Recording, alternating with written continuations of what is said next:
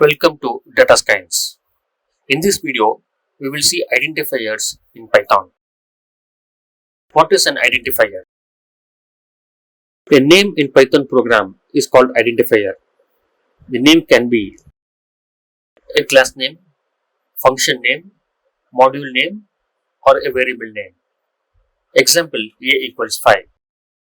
Here the variable a stores the value 5. There are certain rules to define identifiers in Python. The only allowed characters in Python are alphabets. It can be either lowercase or uppercase. Digits, it can be from 0 to 9. Underscore symbol. Any symbols other than underscore are invalid. Identifier should not start with digit. Example, if an identifier has the words 123 data scans, system will throw an error because it starts with digits.